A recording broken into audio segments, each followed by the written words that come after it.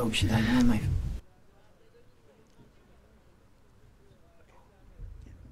Ready? Let's go.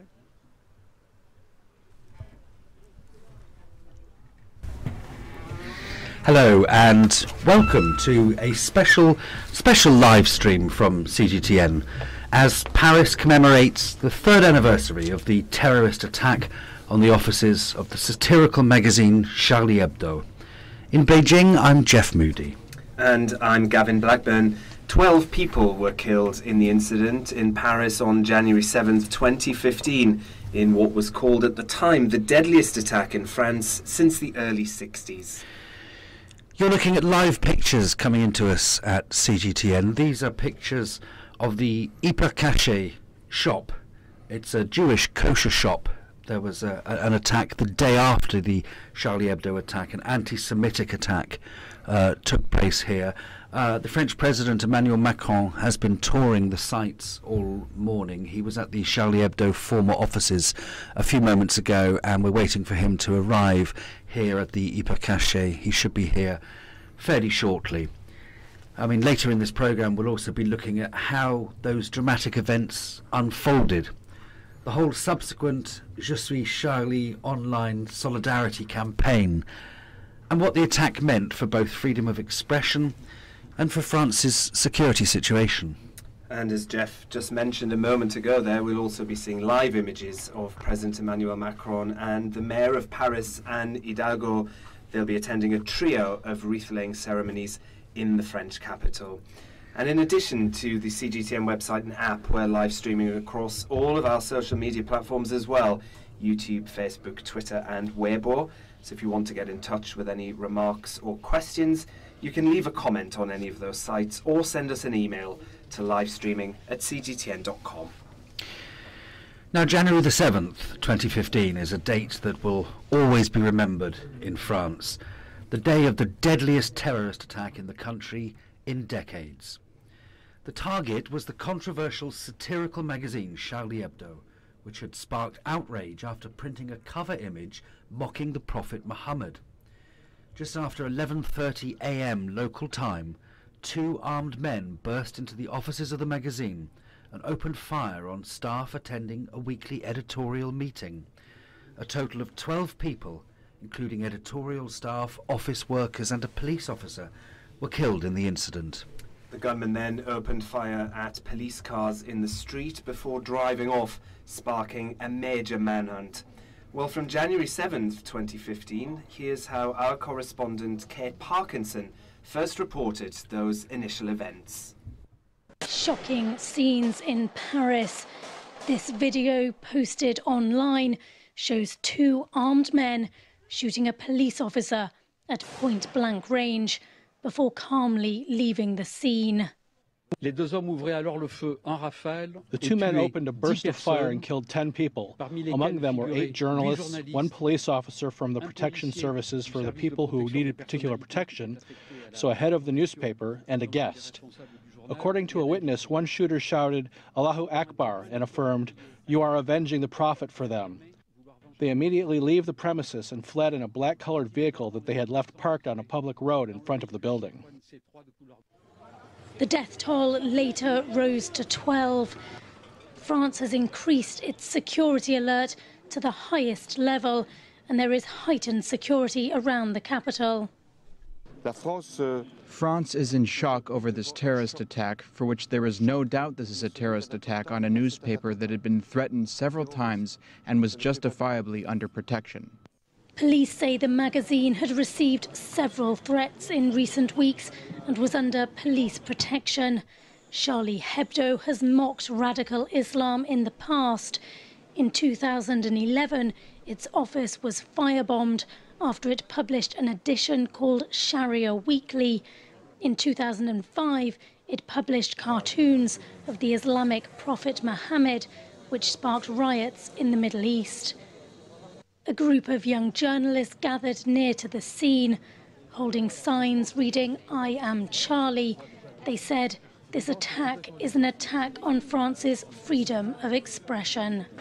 I'm at the scene about 350 meters away From the Charlie Hebdo building, police have secured a wide perimeter around the shooting site. It's a very subdued atmosphere here and across the country. People are in shock. This is the worst terrorist attack in France in decades, and there is concern that there could be more attacks. Kate Parkinson, CCTV, Paris.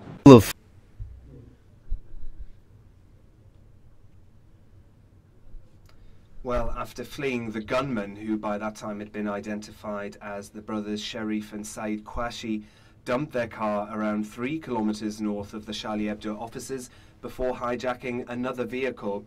Well, Paris was placed on maximum alert, and an additional 500 officers were deployed on the capital's streets. But the breakthrough in the hunt for the two men came the next day. Sherif and Said carried out an armed robbery on a gas station northeast of Paris, prompting police and anti-terror squads to focus their attention on that area.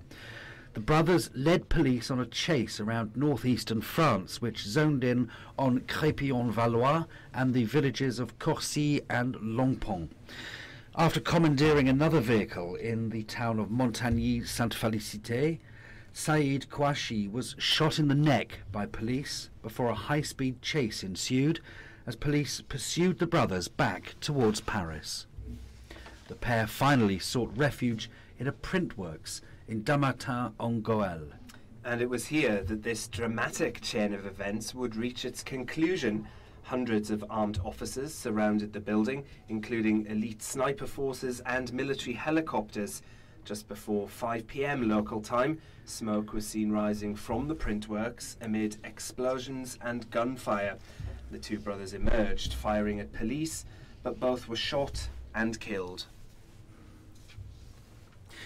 Well, we're joined here in the studio by one of our colleagues from CGTN's French service, Yves Chanyou, to talk more about the events of that day and indeed the day afters. Yves, thank you very much indeed for coming in to speak to us. Thank you for having me. Where were you on the day that this attack happened? Actually, I was working here at CGTN. In Beijing? Yes, in Beijing. And I followed the events through the medias from the France television and through the CGTN channel. Now, we're looking at pictures, we're awaiting the arrival of President Macron, who should be here fairly shortly. We've got dignitaries arriving and setting up. We can see the French Ministry of Interior. He's the guy on the right-hand side of the screen. He's the guy in the middle, the one walking forward now. This attack that we're looking at now, this location, this was from the following day, wasn't it? Yeah, I think so. If in my memory, I think it was the second day. It was in the hypercacher of in Paris, so it was mainly an anti-Semitic attack. What happened there? Do you know?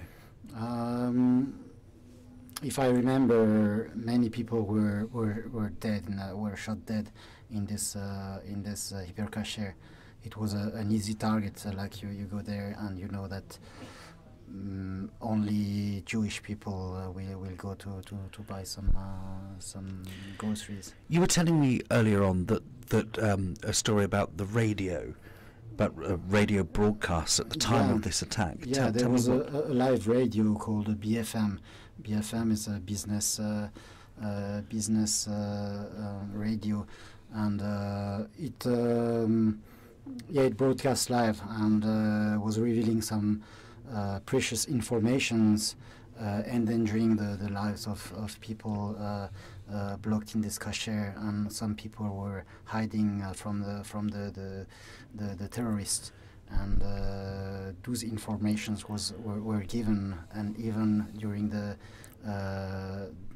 attack in Saint-Martin-en-Goële, they were revealing too many informations, and it was easy for the terrorists just to turn on the radio and have the point of view of what was outside. So the terrorists knew exactly where to find their victims because they could hear it on the radio. I don't know if they did turn on the radio, but it was totally possible, and it was something quite irresponsible. There were many critics afterwards towards this radio, and maybe it's a case of liberty of expression that could be restrained, like when you cover some sensitive topics like this and live, and there are lives at stake. Now, you were working in Beijing at the time. Yeah. I was working in Beijing when the Manchester attacks happened, and the attacks on Westminster Bridge and the attacks in the east of London. It's a very strange feeling, isn't it, being so far away from home when attacks like this happen in your homeland? Yes, of course. I'm not a Parisian myself. I never lived in Paris, so I'm not very familiar with the locations. But yeah, it's our capital, and I can think about all my friends, the families, and the families of the victims, all the people there being caught up in this in maelstrom of events, and being afraid of, you don't know the proportion of this, and those terrorists were just on the run, and they could kill anybody on their way. So yeah, of course, I'm much touched about those events, but I must say I'm not a chauvinistic. So I also think this kind of event happens in many countries every day. And yeah, well, that's something we'll get on to shortly. But Sure. You're a journalist working in Beijing. Did you know of any of the journalists that were involved in the Charlie Hebdo attack? Yeah, I didn't know them as a journalist, but I knew them as a reader of newspapers, and mainly those caricaturists like Volinsky, like Cabu, Sharp. Those names were very familiar to me, and even when I was a kid, I'm not that young, but even when I was a kid, someone like Cabu and Volinsky, they were very familiar in my landscape, because... Well, we just got, sorry to interrupt you there, but Sure. Emmanuel Macron and his wife have just come out of the car, and they're walking towards the line of people there to meet them. And they're due to take part in what I believe is the third of the three wreath-laying ceremonies due to take place in Paris today. If you're just joining us, you join us on the third anniversary of the terrorist attacks on the offices of satirical magazine Charlie Hebdo. The mayor of Paris is Hidalgo, there. Yeah. Anne Hidalgo there to the right of Emmanuel Macron. Mhm. Well, Yves, thank you very much for that. We'll come back to you a little Thank bit you. later in the programme. But one person who was themselves caught up in the events of January 7th was Chinese-French national Wang Fenghui. Now, he came face to face with the gunman, but escaped to tell the tale, as he explained back in 2015 to CGTN's China 24. Of France still reeling from the horrors that took place in the heart of the French capital. A ruthless attack targeting Charlie Hebdo, a satirical newspaper, killed 12 people. And among the many who are still disturbed by the terror of that day is Wang Fenghui, a Chinese Frenchman who works in the office right next to Charlie Hebdo's, and in his own words, stared death right in the face. He pointed a gun at us. The mailwoman beside me was nervously shaking and couldn't utter a word. The two killers looked nonchalant. They commanded us to stay down. It was just an average workday for Wang, and he was receiving a mail package when the two gunmen showed up. Without any idea what was going on, he thought they were police officers. But what happened next made him fear for his very life. They wore masks. I could only see their eyes and mouth. And they wore black gloves. They saw we were extremely frightened. They told us in standard French not to be afraid. But immediately after saying that, one of them opened fire. The incident only took seconds, but for Wang it seemed like a lifetime. Maybe the gunman did not intend on taking his life, or maybe he missed. The rounds went through the window and Wang survived. But what happened next, he said, will haunt him for life. They arrived at the Charlie Hebdo's office when we were calling the police. It's such a horrible feeling. We realized they were carrying out a massacre over there. After days of pursuit, the two brothers suspected of carrying out the attack were killed in a police raid. Days of bloodshed that has shaken the country has now ended. But for many people, there's still a lot of healing to do.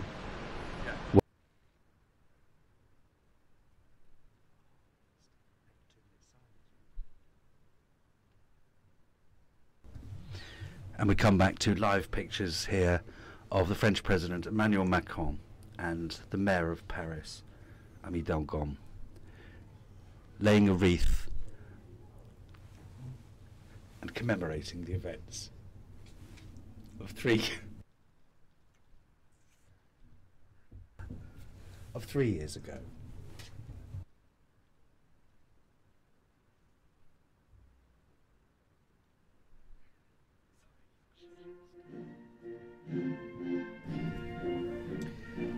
Well, almost immediately after the terrorist attacks on Charlie Hebdo, the internet lit up with a brand new slogan. Just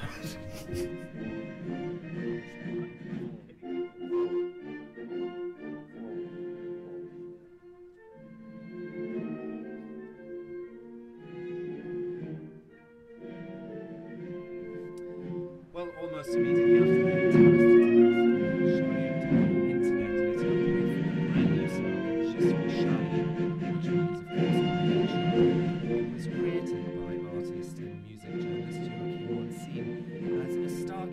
to represent how he felt. Well, it quickly became one of the most popular news hashtags in Twitter history. At one point, being used 6,500 times per minute, and it also crossed over onto Facebook, replacing avatars, as people adopted the slogan as a means of showing solidarity for those killed in the attack and to support freedom of expression. But not everybody liked it. In response, a "Je ne suis pas Charlie" or "I am not Charlie" hashtag began circulating, used by people who accused Charlie Hebdo of racism. In the New York Times, the journalist David Brooks, while describing the murdered Charlie Hebdo journalists as martyrs on behalf of freedom of expression, also labelled the magazine puerile, whose offensive humour would be classed as hate speech if it were in the US.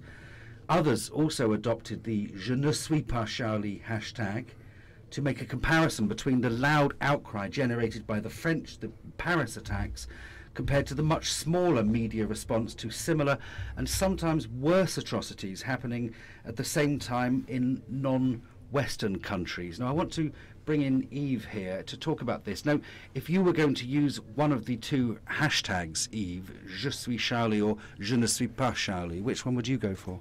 Oh, I wouldn't use the hashtag anyway, but I kind of made my own hashtag, and I published a post saying that, no, sorry, I'm not Charlie, and I won't follow you on this, because I think, okay, I feel some sadness for the victims, for all the victims, but I think the event was, this killing spree was beyond Charlie, and Charlie was part of the victim. There were also some Jewish people in this hyper kosher, and also some civil servants, the policemen, and so I think it's kind of it doesn't describe the situation, and I was not really in line with Charlie's line. I think sometimes they were too offensive where they didn't need to, but it's freedom of expression. We have to respect this. But isn't it important, though, do you think, when an event like this happens, to galvanise people's grief and do something with it? There's nothing you can do to bring these people back. There's nothing you can that ordinary citizens can do to find the perpetrators, but what they can do is unite together in their grief and to show people that they won't be cowed by this. Yes, probably some people need this for we need to comfort them. But later there were some big demonstrations with some people behind the banner of Je suis Charlie and the banner of freedom of expression. But also some head of states were there, and I don't really recognize them as defender of freedom of expression in their own country. I won't name them, but you can remember their faces. So for you, it's not about the campaign itself, the Je suis Charlie campaign. It's about who leapt on the bandwagon, as it were. It's also about the campaign. I don't really buy it, and I think I could foresee that this frontage of unity would decompose very quickly, and you would look for the culprits, who were to look in the Muslim community, and I cannot buy, and I cannot agree with this message. Yeah, and we saw last year during the French presidential elections that the French society is very polarized, and this unity doesn't stand. This is just some kind of a big mediatic event. But I don't know. I don't. I cannot criticize people who buy this, but in my case, I'm sorry. No, I mean, everyone's entitled to their opinion, and certainly that's a valid opinion. I mean, in Britain, after the Manchester attacks, Ariana Grande performed again around a week later to massive success. And I know there are people that were critical of that and said that, you know, so many people have died, and the response is to have singers up on the stage promoting their latest records, and that's not necessarily the right way to go. But it is a way to galvanise support, isn't it? As I said, it is a way to give people a channel through which to grieve. I think we should also feel this solidarity towards the victims, and when attacks like this happen, they happen every day in the world, throughout the world, for the same causes: extremism, intolerance, and fundamentalism and bigotry, and they happened in Somalia a few months ago. Like 500 people died. You didn't see throughout Facebook, throughout Twitter, lots of flags. I am Mogadishu, or I am Baghdad, or I am Lahore, or all those cities in the third world, where those are really the places where attacks happen every day, and people cannot feel safe. I would like just to remember this. For us, it's French people. For us, European. For us, people from Western countries, from democratic societies, well off. It's a kind of of signal, that reminder that things like this happen every day throughout the world, and sometimes. I don't want to give any justifications to those attacks, to those terrorists, but the effect is they should alert us from the bigger picture. Well, thank you very much for that, Yves. We'll come back to you a little bit later. Excuse me. Well, this attack certainly raised quite valid questions about the limits of freedom of the press and freedom of expression. And while the majority of people spoke out sympathetically about the fate of the magazine's staff, not everyone supported Charlie Hebdo's often deliberately offensive stance. As we reported 10 days after the shooting, anti-Charlie Hebdo protests continued across much of the Arab world.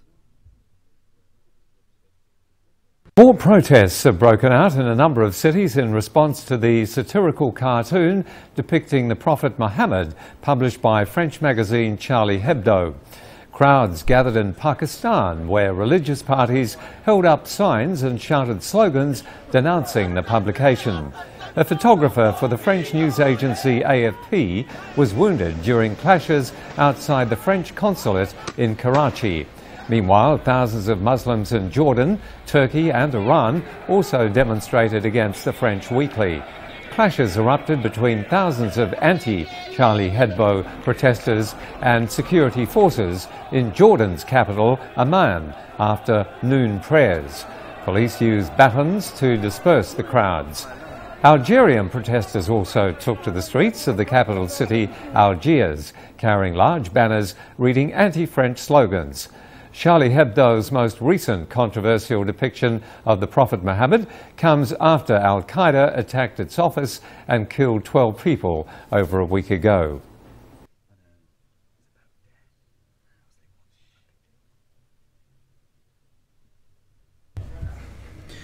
Yves, I just want to return to the point you were making just then. You were talking about why we in the West presumably focus on a tragedy like this, where after all 12 people died. No, more people died actually. They were also in the hypercasher. Yes, but in the Charlie Hebdo attack, yes, which is the focus of the Je suis Charlie campaign, we're talking about the death of 12 people.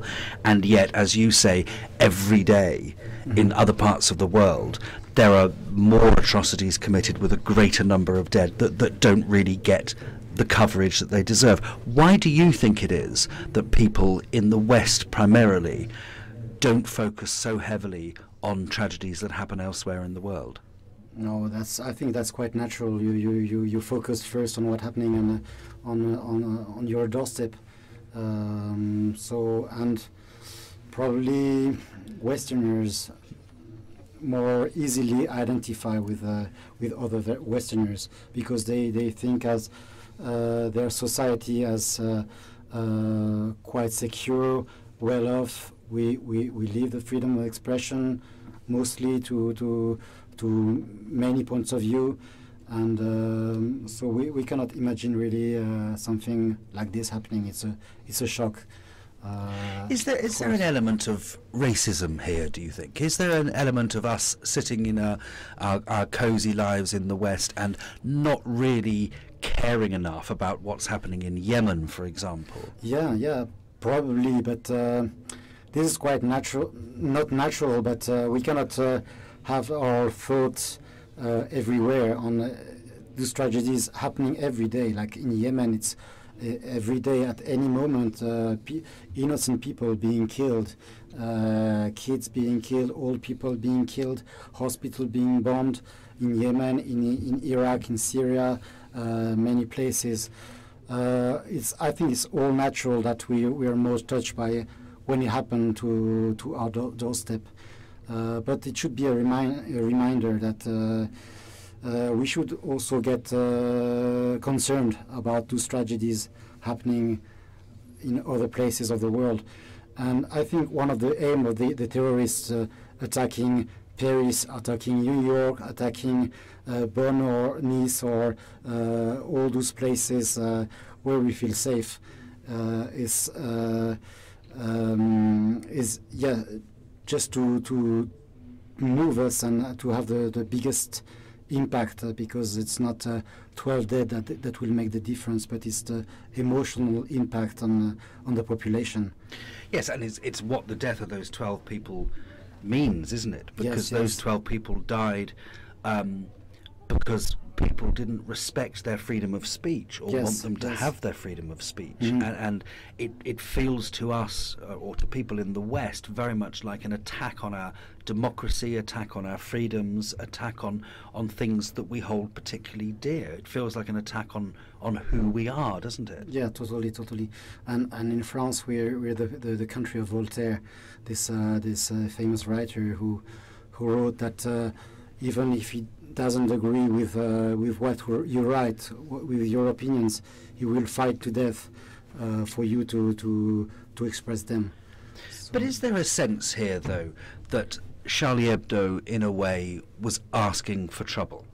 The world is a very troubled place. There are conflicts throughout the world, very often based on sectarian lines, and provoking certain extremist Islamist groups by picturing a cover which is deeply offensive to Muslims. It's bound to it's asking for trouble, isn't it? I could say yes, but I won't say this because I don't want to justify the actions of those people perpetrating those crimes. So I won't say they were justified by the offensiveness of the caricatures. No one would suggest that they deserved to be shot. Sure, no one is suggesting they deserve to lose their lives. What I'm saying is there a sense that in these troubled times, people need to be a little bit more cautious about what they publish and who they provoke? Probably, but it was the role of Charlie Hebdo, the role itself assigned to provoke people and provoke people on many sides. Well, sorry for this expression. I mean for people also can often attack Catholics, attack rabbis, and attack mullah and all. The clerical administration. So it was not only anti-Muslim, but some people understand the rules of freedom of expression, and some people they will just decide to react violently because they have no words to counter this. And then you can predict such actions. At what point, Yves, does it stop being freedom of expression and become a hate crime? You mean we're publishing these sorts of images caricatures about one of the world's major religions, publishing it very freely and very openly and very unapologetically. At what point does that become something more than just being able to say, well, I've got the right to say this? Yeah, you cited the New York Times or New Yorker's article saying this in United States would be considered as a hate crime. I quite agreed with this article on many points, but in France we don't have exactly the same categories, and it's a question of pushing the boundaries. Charlie Hebdo was and is still famous for pushing a bit further than what probably decency would recommend. But it's their choice. It's in the frame of a society, open society with freedom of expression. Yeah, it's their choice. It's their responsibility to do this, and I don't agree with this, but I must fight also for their right to do this. Okay, well, we're just looking at live shots coming into us here. We've just seen the French President Emmanuel Macron and his wife Brigitte. They've laid a wreath outside the Hyper Caché, where a number of people, Jewish people primarily, lost their lives the day after the Charlie Hebdo attacks. But following these attacks, France, of course, raised its terror threat to its highest level, and soldiers were deployed around the city at famous landmarks. We saw them outside the Eiffel Tower. We saw them on public transport systems, at media offices and places of worship. France really went into a state of panic, didn't it, after this attack? And it wasn't just France, because parallel to that, the British Foreign Office warned its citizens against travel to Paris, while the New York City Police Department also ordered extra security at the French Consulate General's office in Manhattan and the Lycée Français de New York. Spain also upped its terror threat level, and the country's interior minister said that authorities were sharing information with France. And of course, what we didn't know on the day of the Charlie Hebdo attack was that this was the beginning of a wave of terrorist attacks in France, many of which happened in Paris on the 13th and 14th of November in 2015. That dreadful night, the nights where there were shootings, hostage-taking, suicide bombings, the single deadliest terrorist attack in French history. 130 were killed in that attack, 368 injured. The Bataclan, that famous theatre, concert hall became a place of terror.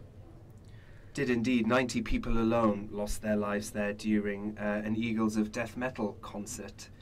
And that was followed the following year, July 2016, the 14th of July, by a vehicle ramming incident. 86 people were killed, 434 injured, after a 19-ton cargo truck was deliberately driven into crowds who were celebrating Bastille Day. That incident happened not in Paris, but in Nice. So it does seem very much like the Charlie Hebdo terrorist attack kind of opened the doors and made France almost a target. But Yves, I want to ask you about this. Do you feel that this opened the floodgates? Do you feel that if the Charlie Hebdo attacks hadn't happened, the others wouldn't have happened either? No, I don't think this was maybe historically the beginning, the start of this wave of attacks. But I think anyway that was the plan of ISIS and this organization to spread the fights elsewhere, especially in our capitals, in Europe and in the Western world. So that to bring more attention to their fight and try to recruit more people. But it does feel, doesn't it, particularly back in 2015, 2016, that France was targeted more than other places? Yeah. Sure. Why do you think that was? I have no opinion. We're kind of a country of the how can I say? We're maybe the country of the Lumière, the Enlightenment, one of the countries, one of the main countries, of course, and also this freedom of expression. And I don't know. There is also a history of very complex history of immigration coming from the colonization of by France of several North African countries, and the first, second, and third generation have never been totally accepted or totally integrated in the French society. So you're suggesting, on the one hand, that this may be because France has opened its doors to immigration. They've allowed a lot of people to come in. They've welcomed them with open arms, and yet those people have had trouble settling in. We're now 2 generations down, and those people don't feel that they're French. They don't feel a loyalty to the French flag. I wouldn't say this, because the people France welcomed like they needed. We needed them in our factories. We needed them for production. We needed them as hands working for us. So they are not the same people. They are other generations, and they are born in France.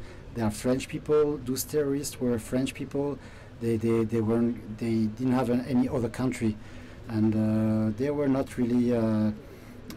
I don't think they were real Muslims. Like nobody can say they were real Muslims. They were converted to Islam, to extreme Islam on the late. Before they had a record of petty crimes like drugs, prostitutions, whatever you can imagine. So I think those people are quite lost, and they need a flag to rally behind. And at this time, there is ISIS, Daesh, and it's kind of an easy flag, an easy narrative of the good versus evil, the victims versus the aggressors. Well, yes. I mean, I think what you're saying about an easy narrative is right, because after these attacks, you'll see the President of France, the Prime Minister of Britain, the President of the United States, they trot out the same line. They say that these people hate our freedom. They hate us because we have freedom of expression. They hate us because we have democracy. They hate us because we are free, and they want to destroy our freedom. But it's more complicated than that, isn't it? Sure, These aren't just jealous people wanting to destroy something good that we have. These are people that have a vendetta against us that goes back decades, that goes back centuries, that goes back to colonial times. Yes, but at the same time, those people who perpetrated those crimes, those heinous crimes, I don't think they were really low people. to take an expression, it's not my expression, but they are not aware of the history of their fathers, mothers, and the history of immigration, colonization. This is what they take is really something easy to swallow. It's something like they can learn this kind of easy ideology in jail. You don't need to be a rocket scientist to go this way. But it's the history of immigration, history of colonization is more complicated. You know this in England as well. It's I don't want to assign a single cause to this, and many people in France feel integrated, and after Charlie, sometimes people belonging to the Muslim community, maybe they are not really Muslim, maybe they don't practice the rights, and they don't really believe, but they were summoned to explain themselves, to explain their position, and maybe ask for forgiveness. But I think this is totally wrong. You cannot ask other people to excuse for a crime they didn't commit, and so I wouldn't like to make generalizations like this. We must be careful. Okay, Yves, thank you very much indeed for coming in to talk to us today.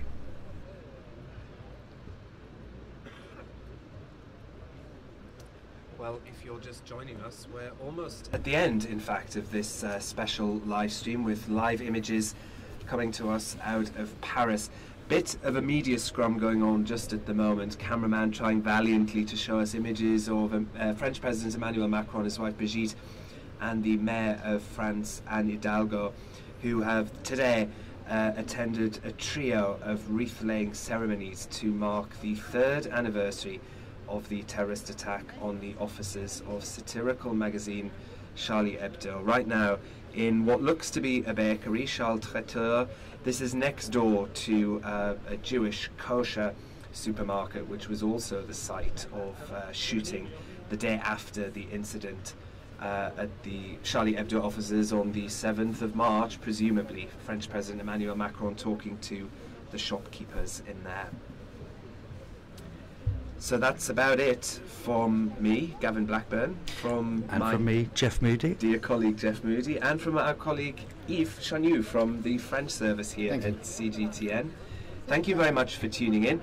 If you've just joined halfway through and you want to see this right from the start, you can, of course, on our website and our app, cgtn.com, and across all of our social media platforms as well, Facebook, Twitter, Weibo, and YouTube. Thank you very much for watching.